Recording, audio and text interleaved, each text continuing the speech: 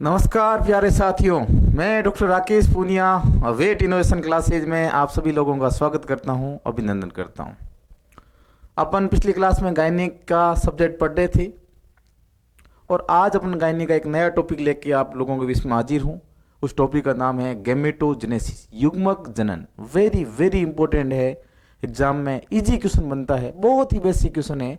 एक बार इसको समझ में आ गया तो यहाँ से क्वेश्चन आप जिंदगी में कभी गलत करोगे नहीं।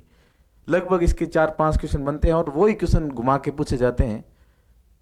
घुमा के पूछे जाते हैं तो क्यों ना इसको पूरा समझ ले कि भाई कहीं से भी क्वेश्चन पूछ ले, ये क्वेश्चन गलत नहीं होना चाहिए। तो आज का ये जो टॉपिक रहेगा वो युग्मक जनन। और इस युग्मक जनन भी दो प्रकार के होते हैं, एक शुक्र जनन होता है, एक अंड जनन। इस क्लास में अपन युग्मक जनन क्या है उसको पढ़ेंगे, फिर अंड जनन के बारे में पढ़ेंगे और अगली क्लास में अपन पढ़ेंगे शुक्र जनन के बारे में। तो शुरुआत करते हैं बच्चों। आज की क्लास वो है बच्चों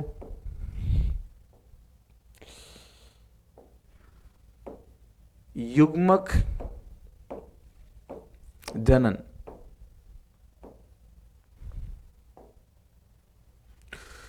जिसको अपन बोलते हैं बच्चों गैमेटोजेनेसिस।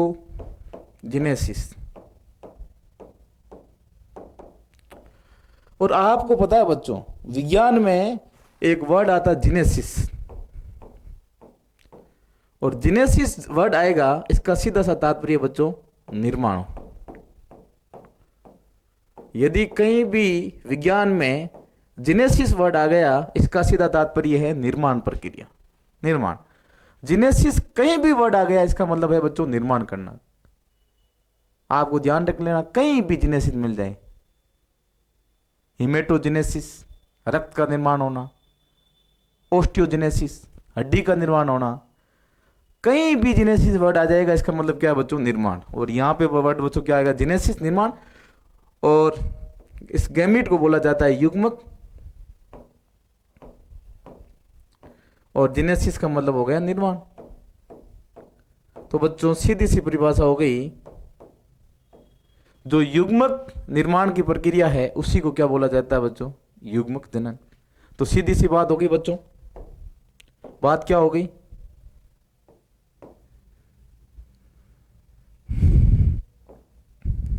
युग्मकों के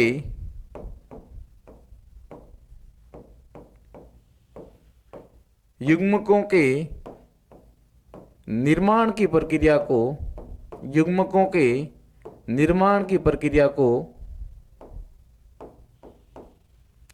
युग्मक जनन कहलाता है, युग्मक जनन कहते हैं। युग्मकों के जो निर्माण की प्रक्रिया है उसको क्या बोला जाएगा बच्चों, युग्मक जनन बोला जाएगा। नाम से पता है, गैमेटोजेनेसिस, जेनेसिस का मतलब होगा निर्माण, गैमेट का मतलब होगा युग्मक। यहाँ पे जो युग्मक बनेंगे और युग्मक बनने की जो प्रक्रिया है उसी को क्या बोला जाएगा बच्चों, गैमेटोजेनेसिस। क्या बोला जाएगा, गैमेटोजेनेसिस। वेरी वेरी इंपॉर्टेंट परिभाषा है। अब अपन बात करते हैं गैमेट होते कौन से, युग्मक होते कौन से हैं बच्चों। युग्मक, युग्मक की बात करते हैं, दो युग्मक होंगे। एक को बोला जाएगा नर युग्मक, जो नर में पाया जाता है। और उसी प्रकार एक युग्मक आपका कौन सा होगा, मादा युग्मक, जो किस में पाया जाएगा बच्चों, मादा में पाया जाएगा।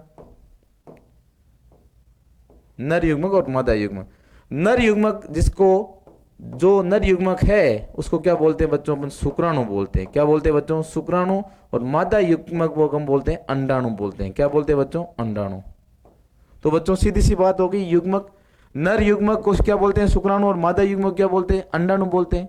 तो बच्चों मैं कह सकता हूं कि जो युग्मक है, यहाँ तो नर युग्मक बनेगा, शुक्राणु बनने की प्रक्रिया होगी, यहाँ बच्चों अंडाणु बनने की प्रक्रिया होगी। तो ये दोनों अलग प्रक्रिया है, बिल्कुल साफ है, ये दोनों युग्मक जनन, दोनों युग्मक जनन है। गैमेटोजेनेसिस है, प्रक्रिया अलग है। शुक्राणु निर्माण की प्रक्रिया को शुक्र जनन कहते हैं और अंडाणु निर्माण की प्रक्रिया को अंड जनन कहते हैं। सीधी सी बात समझ में आ गई भाई। तो मैं कह देता हूं, युग्मक जनन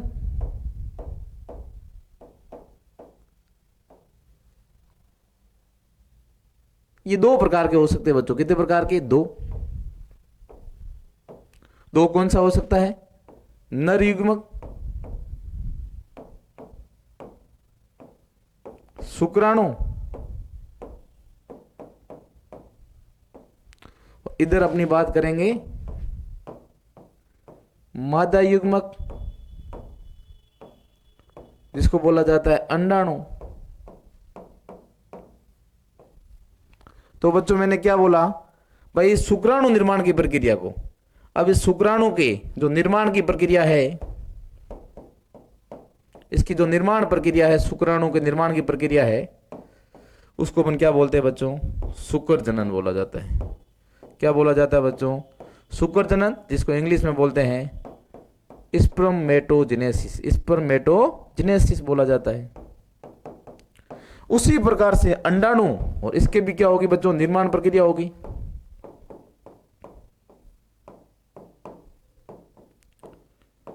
अंडाणु निर्माण की प्रक्रिया को क्या बोला जाएगा बच्चों, अंड जनन बोला जाएगा, और अंड जनन को इंग्लिश में बोलते हैं oogenesis बोला जाता है। क्या बोला जाता है बच्चों, oogenesis। वेरी वेरी इंपॉर्टेंट है बच्चों, यही एग्जाम में क्वेश्चन आता है बच्चों। दो प्रकार के आपके युग्मक होते हैं, नर युग्मक जिसको बोला जाता है मेल गेमिट, और मेल गेमिट में इसका नाम क्या है, इसको बोलते हैं अपन शुक्राणु बोलते हैं। इसकी जो निर्माण की प्रक्रिया उसको बोला जाता है शुक्र जनन, और शुक्र जनन को बोला जाता है बच्चों स्पर्मेटोजेनेसिस। क्या बोला जाएगा, स्पर्मेटोजेनेसिस। फिर बच्चों मैंने बोला एक होती है आपकी मादा युग्मक, जिसको अपन अंडाणु बोलते हैं, और अंडाणु को बोलते हैं बच्चों ओवम। इसके जो निर्माण की प्रक्रिया है उसको बोला जाता है अंड जनन, और अंड जनन को इंग्लिश में बोलते हैं oogenesis बोला जाता है। सर एग्जाम में क्वेश्चन क्या आता है, कई बार ये पूछ लिया जाता है शुक्राणु के निर्माण की प्रक्रिया को क्या बोला जाता है, शुक्र जनन। अंडाणु के निर्माण की प्रक्रिया क्या बोला जाता है, अंड जनन। सिंपल चीज है बच्चों, ठीक है। अब ये जो दोनों प्रक्रिया होती है, इसमें एक हार्मोन का रोल रहता है, कौन सा, एफएसएस हार्मोन। एफएसएस हार्मोन इस युग्मक जनन प्रक्रिया को बच्चों क्या करता है, संपन्न करवाने में योगदान रखता है। तो एफएसएस हार्मोन ये युग्मक जनन प्रक्रिया को क्या करता है बच्चों, संपन्न करवाने में योगदान रखता है। ये आपको ध्यान होना चाहिए। अब जो युग्मक जनन है इसकी अवस्थाएं होगी, कोई अवस्था होगी क्या, बिल्कुल सब। तो यहां चर्चा कर रहे हैं युग्मक जनन की अवस्थाएं। युग्मक जनन की क्या होगी, अवस्था होगी। कौन कौन सी अवस्था हो सकती है, तो बच्चों इस कोई भी युग्मक जनन हो, बनी शुक्र जनन हो, अंड जनन हो, उसकी बच्चों तीन अवस्था होती है। कितनी अवस्था होती है बच्चों, तीन अवस्था। पहली अवस्था कौन सी होती है, जिसको बोला जाता है गुणन अवस्था। कौन सी अवस्था बोला जाता है बच्चों, गुणन अवस्था। दूसरी अवस्था क्या बोला जाता है बच्चों, वृद्धि अवस्था। और तीसरी अवस्था को बच्चों क्या बोला जाता है, परिपक्वन अवस्था। तो बच्चों ध्यान रखना है, युग्मक जनन की जो अवस्था होती है वो तीन प्रकार की होती है। एक को गुणन अवस्था बोला जाता है, एक को वृद्धि अवस्था बोला जाता है, एक को क्या बोला जाएगा बच्चों, परिपक्वन अवस्था। क्या बोला जाएगा, परिपक्वन अवस्था। तो ये तीन अवस्था, इसको तीनों को अंग्रेजी में क्या नाम बोलते हैं आपको बता देता हूं इंग्लिश में। गुणन को बोला जाता है बच्चों मल्टीप्लीकेशन, वृद्धि को बच्चों क्या बोला जाएगा, ग्रोथ बोला जाएगा, परिपक्वन को क्या बोला जाएगा बच्चों, मैच्योरेशन। तो बच्चों मैंने क्या बोला कि भाई कोई भी जो युग्मक जनन अवस्था होगी उसकी तीन अवस्था होगी। कितनी अवस्था, तीन। पहली अवस्था को मैंने बच्चों क्या बोला, गुणन अवस्था। क्या बोला बच्चों, गुणन। दूसरी अवस्था को मैंने क्या बोला, वृद्धि अवस्था। क्या बोला, वृद्धि। और तीसरी अवस्था को मैंने क्या बोला बच्चों, परिपक्वन अवस्था। कौन सी अवस्था बोला, परिपक्वन। मैंने बोला है कि युग्मक जनन की तीन अवस्था होती है, गुणन अवस्था, वृद्धि अवस्था और परिपक्वन अवस्था। परिपक्वन अवस्था, परिपक्वन अवस्था बोला जाता है। अब बच्चों नाम से पता है गुणन। अब इस गुणन अवस्था में क्या होगा, गुणा होगी। क्या गुणा, संख्या की का गुणा भाग होगा, अर्थात संख्या बढ़ेगी। संख्या बढ़ने के लिए एक विभाजन जरूरत है। आपने आनुवांशिक में पढ़ते हो, दो प्रकार के मुख्य विभाजन होता है। एक होता है समसूत्री विभाजन माइटोसिस, एक होता है अर्धसूत्री विभाजन जिसको बोलते हैं मियोसिस। तो बच्चों कोई भी संख्या बढ़ानी है तो उसके लिए जो विभाजन जिम्मेदार होता है वो कौन सा होता है बच्चों, समसूत्री विभाजन। तो बच्चों पहली अवस्था में क्या होगा, गुणन। संख्या बढ़ानी है तो क्या करना पड़ेगा, समसूत्री विभाजन। दूसरी अवस्था कौन सी, वृद्धि। अब वृद्धि क्या है, जो आपकी संख्या बन चुकी है, उसमें आकार में वृद्धि होती है। क्या होगी बच्चों? आकार। इसके लिए बच्चों क्या चाहिए? उसको पोषण चाहिए। तो इस अवस्था क्या बोला जाएगा? वृद्धि। और तीसरी अवस्था परिपक्वन। परिपक्वन का मतलब है जो आपकी अवस्था जो वृद्धि कर चुकी है, अब वो क्या होगी बच्चों? मैच्योर हो गई है। अब मैच्योर का मतलब जो आपको बनाना है क्या है भाई? एक फल, बीज है, बीज से फल लगता है, फल बच्चों फटेगा, फट के वापस क्या निकलेगा? फल निकलेगा, बीज निकलेगा। तो अभी ये यहाँ पे अपना मेन टारगेट क्या है? युग्मक बनाना है। तो बच्चों ये जो जब युग्मक बनाने वाली अवस्था होती है उसी को क्या बोला जाता है बच्चों? परिपक्वन। और युग्मक आपको पता है अगुणित संरचना होती है। क्या होती है? अगुणित। और बच्चों और जितनी भी संरचना आपको बात करें वो द्विगुणित थी। अब युग्मक बनाने की प्रक्रिया अगुणित है। द्विगुणित से अगुणित कोशिका बनाते हैं। तो बच्चों द्विगुणित से अगुणित बनाते हैं तो वहां पे क्या चाहिएगा? अर्धसूत्री विभाजन चाहिएगा। तो बात कर लेते हैं बच्चों। अब इस गुणन अवस्था में किसकी बात कर रहा था बच्चों? मैं गुणन अवस्था। और इस गुणन अवस्था में क्या होता है? दूसरी है बच्चों वृद्धि अवस्था।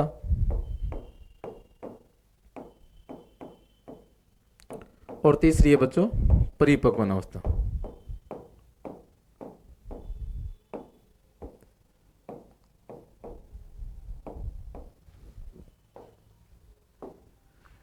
गुणन अवस्था में आपको ध्यान रखना है बच्चों, गुणन में क्या होती है बच्चों?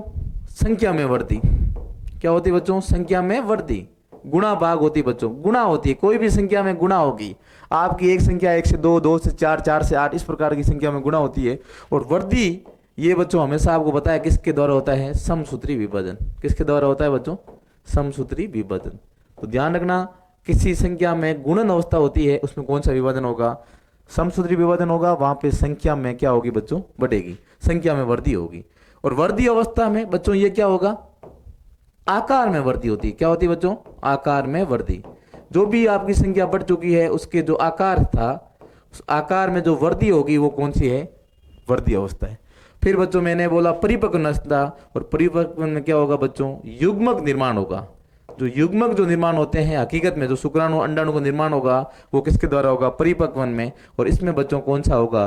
अर्धसूत्री विभाजन। कौन सा होगा बच्चों? अर्धसूत्री विभाजन। तो बच्चों अर्धसूत्री विभाजन किस अवस्था में होता है? आपको ध्यान रखना, परिपक्वन अवस्था में। समसूत्री विभाजन किस अवस्था में होगा? गुणन अवस्था में। आकार में वृद्धि कब होगी? वृद्धि अवस्था में। सिंपल चीज है। सबसे पहले बच्चों संख्या बढ़ाएगी। कोई भी चीज है तो संख्या बढ़ाते हैं। बढ़ा लिया आप, ठीक है, बढ़ गए। अब उसके बाद में वो क्या करते हैं? वहां पे हट्टे कट्टे होते हैं, वृद्धि करते हैं। उसके बाद में वो अपना जो मेन टारगेट है अर्थात नई संतति का वापस निर्माण करने लग जाते हैं। उसको क्या बोला जाता है? युग्मक निर्माण अर्थात अर्धसूत्री विभाजन होता है। ये आपको 3 है। एक्चुअली बच्चों जो युग्मक जनन प्रक्रिया होती है, युग्मक जनन, इसमें आपने देखा है कि जो द्विगुणित कोशिका होती है, कौन सी बच्चों? द्विगुणित कोशिका। वो क्या बनाती है? वो बनाती है अगुणित युग्मक। जो द्विगुणित कोशिका है वो अयुग्मित युग्मक बनाती है। यही प्रक्रिया क्या कहलाती है बच्चों? आपकी युग्मक जनन कहलाती है। क्या कहलाती है? युग्मक।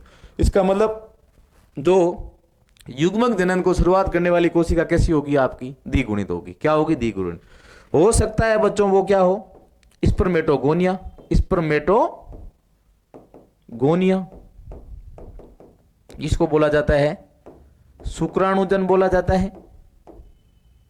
वो हो सकता है। या बच्चों क्या होगा? ऊगोनिया जिसको बोला जाता है बच्चों अंडजन। 2 हो सकती है। ये जो द्विगुणित कोशिका है या तो शुक्राणुजन होगा स्पर्मेटोगोनिया जो शुक्र जनन प्रक्रिया को शुरुआत करेगा, उसी प्रकार से अंड जनन प्रक्रिया को शुरुआत करने वाली जो कोशिका होती है जिसको क्या बोला जाता है बच्चों? ऊगोनिया बोला जाता है। इसके द्वारा ये बच्चों प्रक्रिया संपन्न होती है। लास्ट में बच्चों अगुणित युग्मक बनते हैं। या तो बच्चों यहाँ पे क्या बनेगा? यहाँ पे ये जो अगुणित होगा या तो ये शुक्राणु बनेगा, ये क्या बनेगा? ये अंडाणु बनेगा। ये पूरी प्रोसेस आपकी क्या कहलाती है बच्चों? आपकी युग्मक जनन कहलाती है। क्या कहलाती है? युग्मक जनन कहलाती है। समझ में आ गया? ये चीज बच्चों नॉर्मली सब में होता है, इस बात को ध्यान रखना है।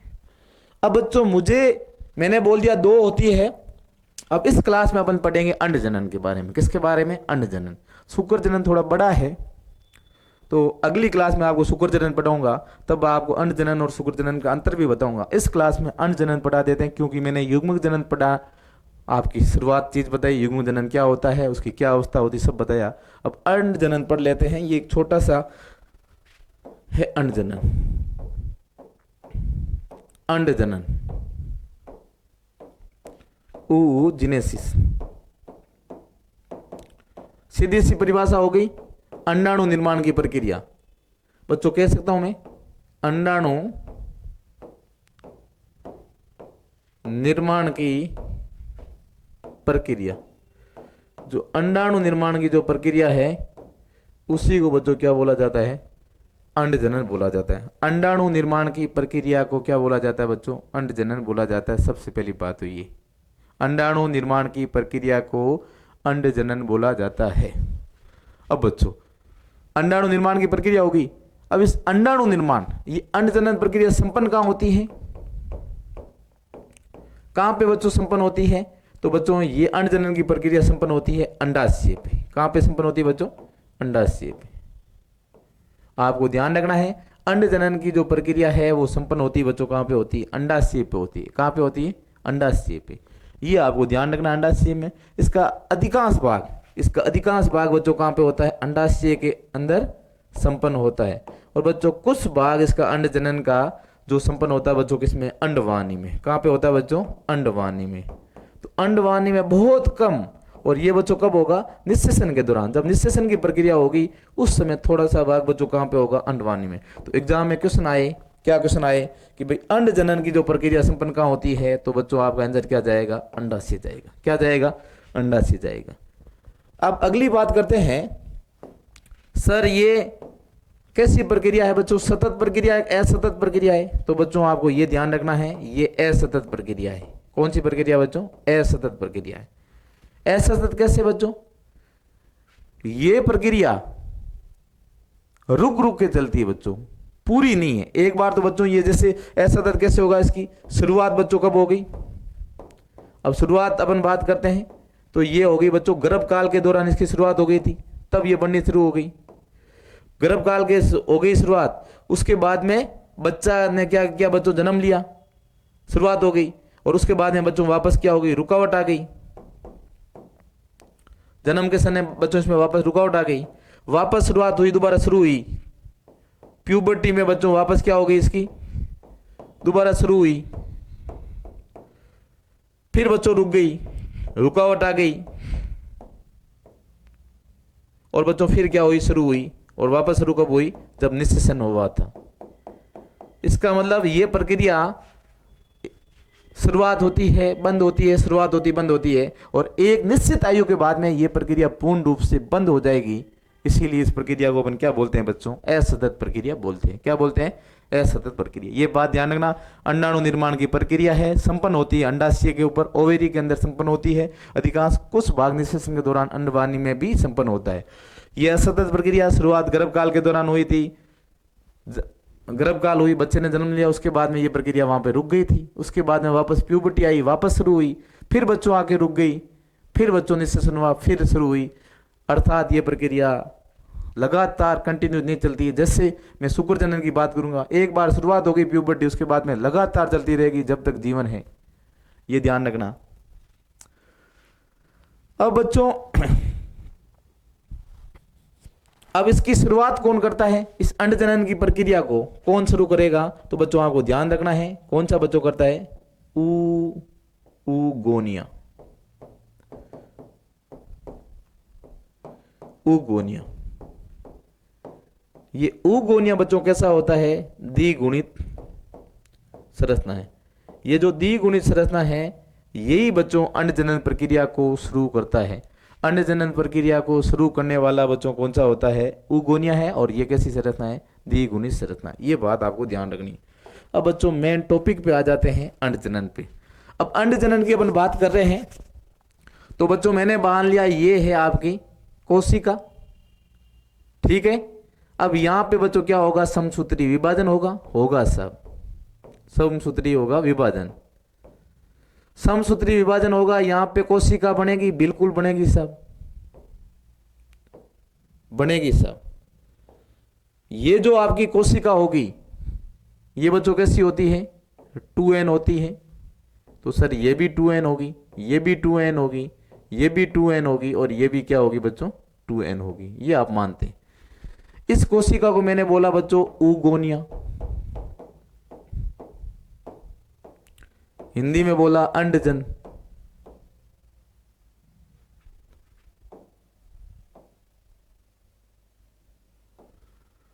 अब यहां पे बच्चों एक प्रक्रिया संपन्न हुई थी, आपको पता है। यहां पे एक प्रक्रिया संपन्न हुई जिसका नाम था समसूत्री विभाजन। समसूत्री विभाजन जिसको अपन बोलते हैं बच्चों माइटोसिस। बिल्कुल सर हुई। ये प्रक्रिया बच्चों इस हुई है, ये इतनी जो प्रक्रिया आपकी बनी है यहां से लेके यहां तक, इस प्रक्रिया को मैं बच्चों कह सकता हूं गुणन अवस्था। कौन सी अवस्था कह सकता हूं, गुणन। लगातार कोशिका की संख्या में वृद्धि हो रही है, ये अवस्था क्या कहलाएगी बच्चों, गुणन। अब बच्चों गुणन हो गई, उसके बाद में एक अवस्था, अब कोई भी एक कोशिका को मैं लेके चलता हूं, अब ये अपनी संख्या में बच्चों क्या करेगा, वृद्धि करेगा। अब वृद्धि करेगा साहब, वृद्धि करेगा, और वृद्धि करने के बाद में ये कोशिका भी बच्चों वृद्धि होगी, हाँ वृद्धि होगी। तो ये कोशिका क्या कहलाएगी, सेम है। ये बच्चों ऊगोनिया अंडजनन में समसूत्री विभाजन के बाद में ये जो कोशिका बनी है, उस कोशिका को मैं क्या कह सकता हूं बच्चों, इस कोशिका का नाम दे दूंगा मैं, इसको बोला जाएगा प्राथमिक ऊसाइट। कौन सी कोशिका बच्चों, प्राथमिक ऊसाइट कोशिका बनी। कौन सी कोशिका बनी, प्राथमिक ऊसाइट। ये वृद्धि की, वृद्धि करने के बाद में बच्चों किसी का नाम चेंज होता है क्या, आपका नाम पिंटू रखा है, तो आप बच्चे थे तब भी पिंटू था और बड़े हो गए तब भी पिंटू होगा। तो वृद्धि करने में आपका नाम चेंज नहीं होगा, और ये वृद्धि करने के बाद में आकार में वृद्धि हो जाएगी, और इसका नाम भी बच्चों क्या रहेगा, प्राथमिक ऊसाइट रहेगा। क्या रहेगा बच्चों, प्राथमिक ऊसाइट रहेगा। बच्चों ये वाली अवस्था को मैं नाम दे सकता हूं क्या, वृद्धि अवस्था। वृद्धि कर ली, और ये वृद्धि कर ली तो कौन सी अवस्था होगी बच्चों, वृद्धि अवस्था हो गई। ठीक है साहब। उसके बाद में क्या होगा, अब होगा यहां पे अर्धसूत्री विभाजन। अर्धसूत्री विभाजन होगा, हाँ साहब होगा अर्धसूत्री विभाजन। और आपको पता है अर्धसूत्री विभाजन होता है, वो एक होते हैं, दो होते हैं, दो होते हैं। तो यहां अर्धसूत्री विभाजन कौन सा होगा, प्रथम होगा। अर्धसूत्री विभाजन कौन सा होगा बच्चों, प्रथम। प्रथम होगा साहब, हाँ प्रथम होगा। और प्रथम होगा तो ये बच्चों दो चीजें बनाएगी। एक तो बच्चों बनाती क्या, पोलर बॉडी, और एक बनाएगी बच्चों आपके द्वितीयक ऊसाइट।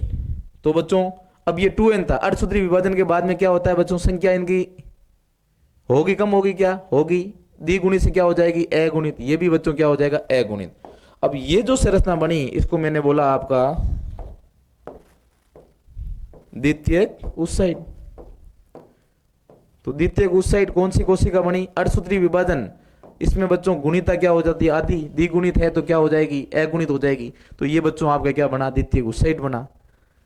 अब बच्चों ये अर्धसूत्री विभाजन है, अर्धसूत्री विभाजन में यहां पे बच्चों क्या हो जाएगा, एक बहुत खतरनाक चीज है। यहां बच्चों अर्धसूत्री विभाजन में क्या आ जाएगी, रुकावट आ जाएगी। क्या आ जाएगी बच्चों, रुकावट। ये बच्चों पूरी संपन्न नहीं होगी, अर्धसूत्री विभाजन पूरी संपन्न होगी नहीं, द्वितीयक ऊसाइट बनेगा ही नहीं, रुकावट आ जाएगी।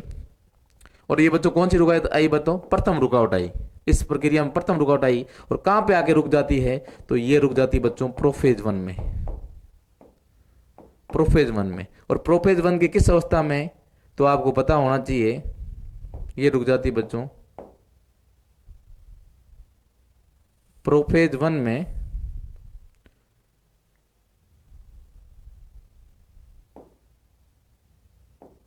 डिप्लोटीन में, डिप्लोटीन में।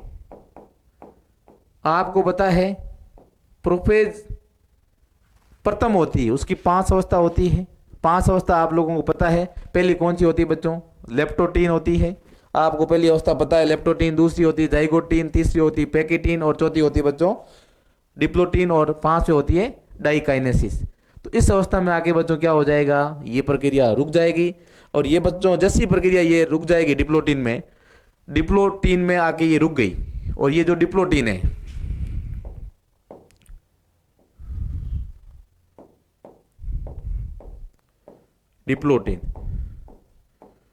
डिप्लोटीन में आके ये रुक गई। अब ये डिप्लोटीन में जब तक रुकी रहेगी तब तक प्यूबर्टी अवस्था नहीं आ जाएगी, ये बच्चों प्यूबर्टी तक रुकी रहेगी। और जैसे ये प्यूबर्टी आएगी फिर बच्चों ये अवस्था वापस क्या होगी, शुरुआत होगी। उसके बाद में फिर क्या होगा, फिर अर्धसूत्री विभाजन क्या होगा, सेकंड होगा। अर्धसूत्री विभाजन यहाँ पे क्या होगा, वापस सेकंड होगा। और बच्चों सेकंड होगा, बिल्कुल होगा। यहाँ पे भी बच्चों क्या बनेगी, पोलर बॉडी बनेगी और ये एक संरचना बन जाएगी। अब बच्चों द्वितीयक जो अर्धसूत्री विभाजन होता है, द्वितीयक होता है, वो बच्चों कैसा होगा, तो ये आपको ध्यान रखना है। जो अर्धसूत्री विभाजन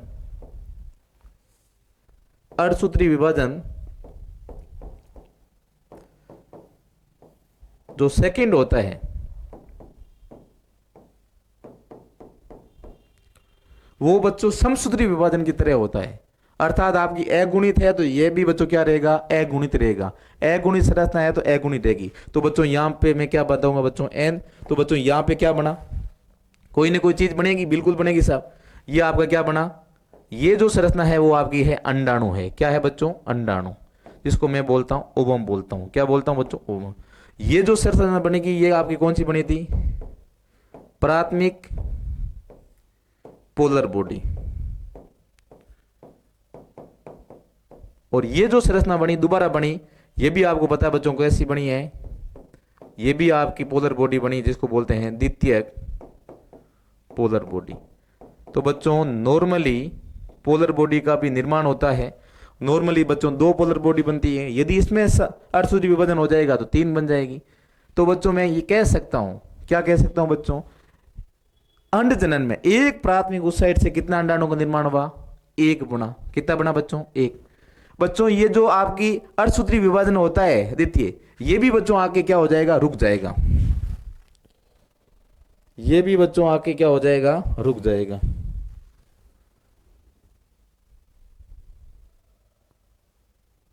बिल्कुल रुकेगा, ये भी बच्चों आके रुक जाएगा। और कहां पे रुकेगा, ये भी एक जगह फिक्स है, ये भी आके बच्चों रुक जाता है। यहां पे होती है द्वितीयक रुकावट। कौन सी होती है बच्चों, द्वितीयक रुकावट, सेकंड अरेस्ट होता है। और बच्चों सेकंड अरेस्ट होता है वो किस अवस्था में होता है, ये होता है बच्चों मेटाफेज सेकंड में। और बच्चों मेटाफेज सेकंड में आके बच्चों क्या हो जाता है, रुक जाता है। और बच्चों वापस शुरुआत कब होती है, ये दोबारा प्रक्रिया शुरू होगी कब, निषेचन के दौरान। तो बच्चों आके वापस रुक जाएगा मेटाफेज सेकंड में। जब निषेचन की प्रक्रिया होगी, अंडाणु और शुक्राणु मिलेंगे, उस समय बच्चों प्रक्रिया संपन्न होगी। तो बच्चों मैं कह सकता हूं जब ओवुलेशन की प्रक्रिया होती है तो उस समय बच्चों क्या बाहर आता है, आपका द्वितीयक ओसाइट। मैंने आपको बोला भी था कि भाई अधिकांश जानवरों में जो ओवुलेशन प्रक्रिया होती है अंडोत्सर्जक, उसमें क्या बाहर आता है, द्वितीयक ओसाइट। अपवाद आपको ध्यान रखना है, घोड़ी तथा कुतिया में जो अंडोत्सर्जक प्रक्रिया होती है उसमें कौन सा बाहर आता है, प्राथमिक ओसाइट आता है। कौन सा आता है बच्चों, प्राथमिक ओसाइट। ये बात आपको ध्यान रखना है। तो बच्चों ये एक लगातार सतत प्रक्रिया हुई। तो बच्चों इसमें बात क्या निकली, एक इंपॉर्टेंट बात निकली है, गोल्डन पॉइंट में लिख दूं बच्चों, गोल्डन पॉइंट। क्या पॉइंट लिखूं, गोल्डन पॉइंट। क्या पॉइंट है, तो एक सिंपल चीज होगी, क्या होगी आपकी गोल्डन पॉइंट, सर लिख दो, हम इसके इंतजार कर रहे हैं, आप ऐसा गोल्डन पॉइंट लिखो जो हमारा कल्याण हो जाए। बिल्कुल साहब, आप लोगों के कल्याण के लिए है। एक प्राथमिक ओसाइट से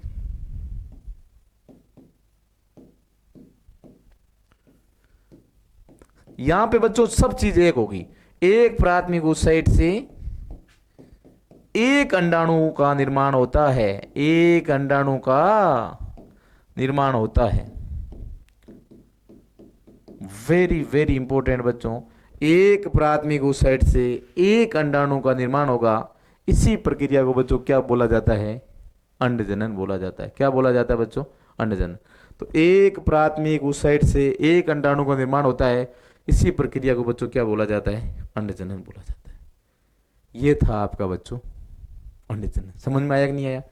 अब बच्चों ये दोबारा बोल देता हूं, सबसे शुरुआत हुई थी ऊगोनिया, जो बच्चों एक प्रकार की द्विगुणी संरचना है। ऊगोनिया आपको पता है कैसी संरचना बच्चों, द्विगुणित है।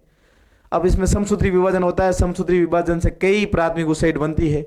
ये गुणन अवस्था में होता है। और बच्चों ये आप देखा जाता है, कब देखा जाता है, ये सारी चीजें आप देखते हो बच्चों, कब देखते हो, गर्भकाल में। ये घटना बच्चों कहाँ होती है, गर्भकाल में। जब कोई महिला का जो यदि मादा बच्चा है, उस समय ये बच्चों पर प्रक्रिया गर्भकाल में ही संपन्न हो जाती है समसूत्री वाली। फिर बच्चों एक कोई भी एक प्राथमिक उत्साइड की बात कर लेता हूं, उसकी वृद्धि हुई तो वापस क्या बना बच्चों, प्राथमिक उत्साइड, अर्थात ये भी द्विगुणी संरचना है। ये बच्चों अवस्था कहलाती है वृद्धि अवस्था। ये भी बच्चों कहाँ पे होगी, ये भी आपको देखने को मिलेगी। ये जो अवस्था है वृद्धि, ये भी बच्चों आपको देखने को मिलती है गर्भकाल में। कहाँ पे देखने को मिलती है बच्चों, गर्भकाल में। उसके बाद में प्राथमिक उत्साइड में क्या होगा बच्चों, अर्धसूत्री विभाजन प्रथम होगा, परंतु ये अर्धसूत्री विभाजन प्रथम पूरा नहीं होगा और बच्चों रुक जाएगा। अर्थात कोई भी जब मादा जन्म देती है, मादा बच्ची, तो उस समय उसके अंडाशय के अंदर क्या चीज होती है बच्चों, प्राथमिक उत्साइड होती है। क्या होती है बच्चों, प्राथमिक उत्साइड। उसके अंदर फिक्स प्राथमिक उत्साइड होते हैं। तो बच्चों ये प्राथमिक उत्साइड है, अर्धसूत्री विभाजन हो गया और प्रथम अरेस्ट आएगा, उसको बोलते हैं फर्स्ट अरेस्ट बोला जाता है। क्या बोला जाता है बच्चों, फर्स्ट अरेस्ट। फर्स्ट अरेस्ट, प्रथम रुकावट हो गई, कहां पे रुक गई, प्रोफेज फर्स्ट में। प्रोफेज फर्स्ट में रुक गई और प्रोफेज फर्स्ट के किस अवस्था में रुक गई बच्चों, डिप्लोटीन में। कहां पे रुक गई बच्चों, डिप्लोटीन में। अब बच्चों ये डिप्लोटीन में शुरुआत कब होगी, ये वापस शुरुआत होती है। ये जो प्रथम अवस्था रुकावट हो गई, इसकी वापस शुरुआत होगी कब बच्चों, शुरुआत वापस होती है उसकी, ये होती है बच्चों प्यूबर्टी में। जब जानवर प्यूबर्टी अवस्था में आ जाएगा, अर्थात हीट में आना शुरू होगा, फिर ये अवस्था शुरुआत होगी और बच्चों फिर क्या बनेगा आपका, द्वितीय उत्साइड। क्या बनेगा, द्वितीय उत्साइड। अब द्वितीय उत्साइड बनेगा, उसी दौरान एक प्राथमिक पोलर बॉडी का निर्माण होता है। ये बात भी आपको पता है, प्राथमिक पोलर बॉडी में वापस अर्धसूत्री विभाजन सेकंड होता नहीं है और बच्चों एक द्वितीय उत्साइड में वापस अर्धसूत्री विभाजन क्या होगा, सेकंड होगा। अर्धसूत्री विभाजन सेकंड है, ये समसूत्री विभाजन की तरह होता है, ये बात आपको पता करनी है। अर्धसूत्री विभाजन सेकंड हुआ तो बच्चों यहाँ पे भी एक पोलर बॉडी बनती है जिसको अपन बोलते हैं द्वितीय पोलर बॉडी। और बच्चों एक क्या निकलता है इसका, अंडाणु। एक बार क्या निकलता है बच्चों, अंडाणु बाहर निकलता है, ओवम बाहर निकलता है। ये बात आपको पता रहनी है। तो बच्चों मैं बोल सकता हूं एक प्राथमिक उत्साइड से कितना अंडाणु बना, एक द्वितीय उत्साइड से अंडाणु कितना बना, एक। कुल मिला के यहाँ पे प्रत्येक चीज बच्चों क्या होगी, एक प्राथमिक उत्साइड से एक अंडाणु बनता है, एक द्वितीय उत्साइड से एक अंडाणु बनता है। ये बात आपको पता होनी चाहिए। तो सर लिख लो और पॉइंट, स्पेशल पॉइंट लिख लो। अब इसमें स्पेशल पॉइंट भी है, क्या पॉइंट है लिख लेता हूं बच्चों, 2-3 पॉइंट इसमें बनते हैं।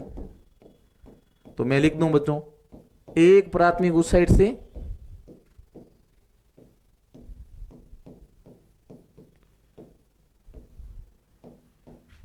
उत्साइड से एक अंडाणु का निर्माण होता है, का निर्माण।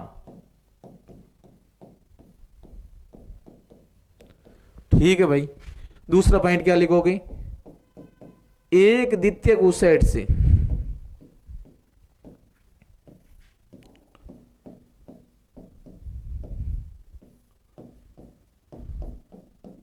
एक अंडाणु का निर्माण होता है। यह भी बात आपको पता है बच्चों, ये मैंने आपको बता दिया है। और तीसरी बात, एक प्राथमिक उत्साइड से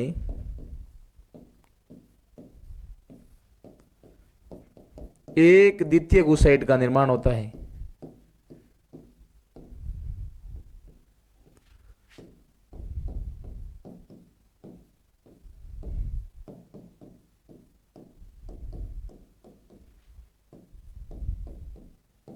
ये भी बात आपको पता होनी चाहिए।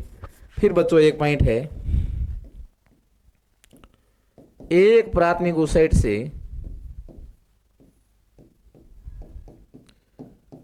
दो पोलर बॉडी,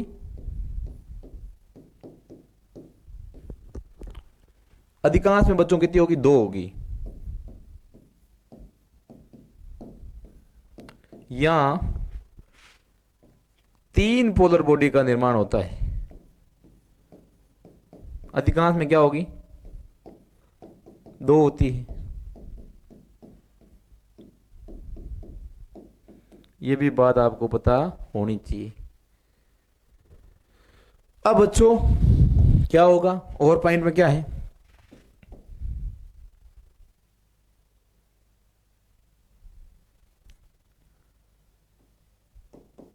अर्धसूत्री विभाजन प्रथम प्रोफेज प्रथम के डिप्लोटिन अवस्था में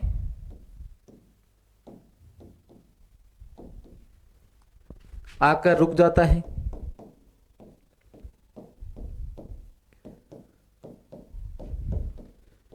जो प्यूबर्टी आने पर संपूर्ण होता है।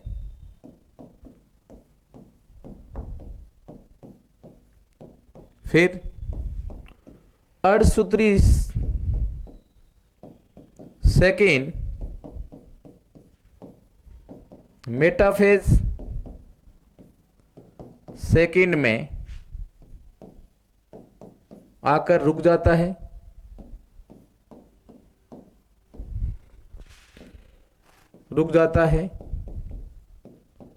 जो कि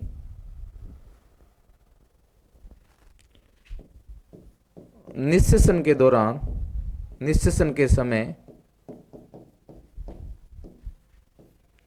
पूरा होता है। ये आपको पता है। फिर बच्चों मैंने बात की अधिकांश जानवरों में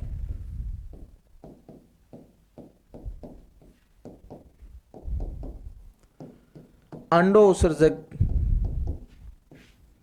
के दौरान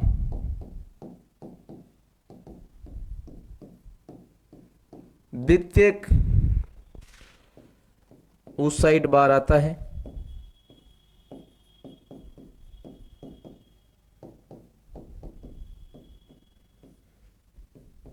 जबकि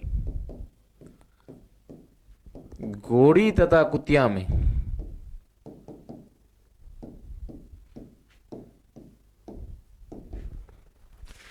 प्राथमिक उस साइड बाहर आता है।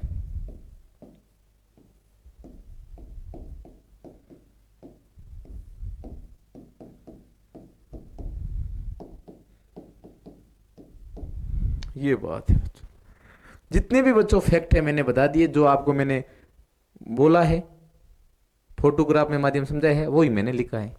अब बच्चों इसके फोटो के माध्यम से समझ लेते हैं बच्चों। ये आपका oogenesis है। ये देखो ये 2n है, इसको मैंने क्या बोला था, ये जो दिख रहा है वो आपका ऊगोनिया है। ऊगोनिया में बच्चों पता है समसूत्री विभाजन होता है। और ये क्या बनाता है बच्चों, प्राथमिक उस साइड प्राइमरी उस साइड। बिल्कुल बनाया भाई। प्राइमरी उमेश में क्या होगा, अर्धसूत्री विभाजन प्रथम होता है। क्या होता है, अर्धसूत्री विभाजन प्रथम होगा। तो बच्चों यह जो निर्माण करेगा, एक तो पोलर बॉडी बनी और एक आपका क्या बनाता है बच्चों, द्वितीयक उस साइड बनाता है। परंतु ये बच्चों रुक जाता है। आपका एक तो बनाया द्वितीयक उस साइड और एक आपकी क्या बनी, प्राथमिक पोलर बॉडी बनी। अभी मैंने बात की आपकी प्राथमिक पोलर बॉडी, वही चीज है बच्चों। फिर भी अपन लिख लेते हैं, एक दो बार बात करेंगे। फिर मियोसिस अवस्था सेकंड होती, यहां बच्चों यह होती है समसूत्री विभाजन। क्या होता है बच्चों, समसूत्री विभाजन।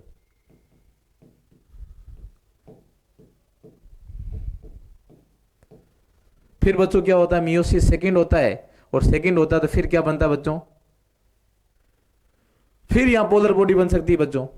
नॉर्मली बच्चों पोलर बॉडी क्या होती है, दो बनती है, कई बार आपको तीन देखने को मिलती है। और यहां पे बच्चों क्या बनेगा, आपका अंडाणु बनेगा। क्या बनेगा, अंडाणु। क्या है, अंडाणु। यदि इस प्राथमिक पोलर बॉडी में मियोसिस सेकंड होता है तो बच्चों दो पोलर बॉडी बनेगी और ओवरऑल तीन बन जाएगी। नहीं होता है तो बच्चों यहां पे कितनी बॉडी बनती है, दो। ये बच्चों एक डायग्राम है। यही बच्चों वापस अंड जनन के बारे में देखो, यही सेम चीज बताई मैंने। देख लो बच्चों, आपको समझ में आ जाएगा।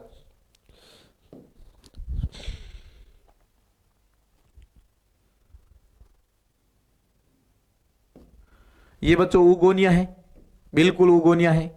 यहां पे बच्चों मायोसिस विभाजन होता है, समसूत्री विभाजन होता है। बिल्कुल होता है साहब, समसूत्री विभाजन होता है बच्चों। क्या बनता है आपका, प्राथमिक उस साइड बनता है। प्राथमिक उस साइड बन गया। ये बच्चों बर्थ से पहले की कंडीशन है, और बच्चों ये बर्थ के, और बर्थ के बाद में बच्चों ये आपका जो वृद्धि करता है और प्राथमिक oocyte है, और प्राथमिक oocyte बच्चों लगातार वृद्धि करता रहता है। कब तक बच्चों? प्यूबर्टी अवस्था तक। फिर बच्चों मियोसिस फर्स्ट स्टार्ट होता है, तो ये बच्चों क्या बनाएगा आपका? एक बनाएगा बच्चों द्वितीय oocyte बनाएगा, एक पोलर बॉडी। द्वितीय oocyte में वापस बच्चों क्या होगा? अर्धसूत्री विभाजन होगा, और अर्धसूत्री विभाजन होगा तो ये क्या बनाएगा बच्चों? ये अर्धसूत्री विभाजन होगा तो अंडाणु का निर्माण होगा, अंडाणु का निर्माण होगा। ये प्रक्रिया आपने देखी। ऐसी प्रक्रिया बच्चों फॉलिकल निर्माण में होती है। आपका ये कौन सा फॉलिकल था बच्चों? आपका प्राथमिक फॉलिकल।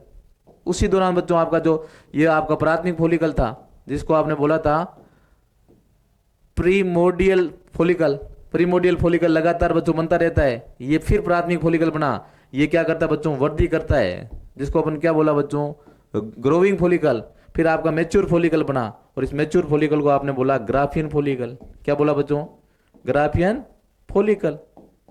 ग्राफियन फॉलिकल बना बच्चों। फिर बच्चों यहाँ पे घटना होती है कौन सी? अंडोत्सर्जक। अंडोत्सर्जक,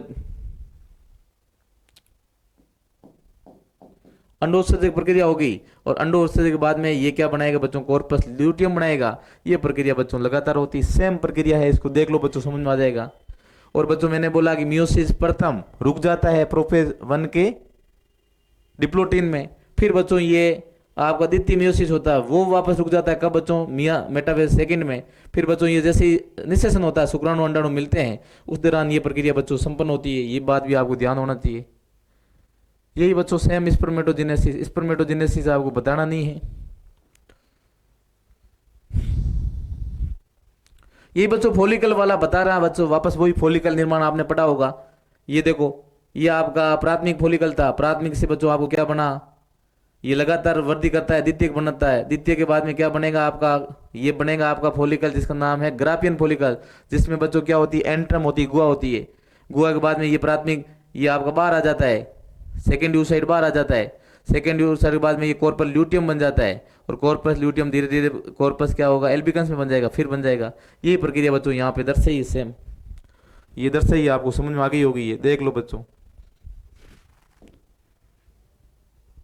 यही बच्चों वापस स्पर्मेटोजेनेसिस, और ये बच्चों आपका शुक्र जनन है,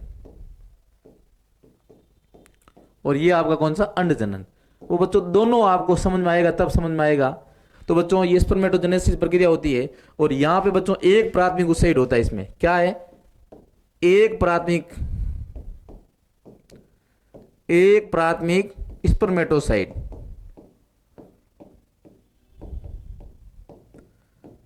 एक प्राथमिक स्पर्मेटोसाइट से 4 शुक्राणु का निर्माण होता है।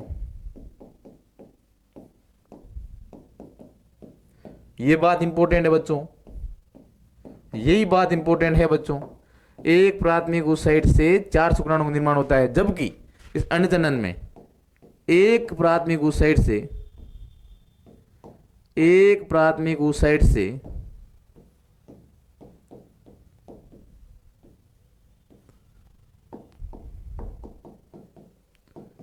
एक अंडाणु का निर्माण होता है।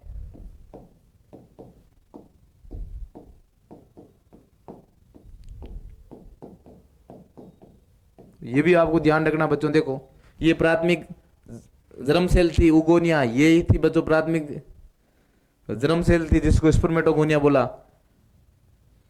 ये बच्चों इसकी प्रथम उस ये प्राइमरी oocyte बना, फिर द्वितीय oocyte बना, और ये आपकी एक सेल बनी। उस प्रकार यहाँ पे बच्चों एक बनता है, और यहाँ आपको दिख रहे हैं कितने हैं बच्चों? 4 है।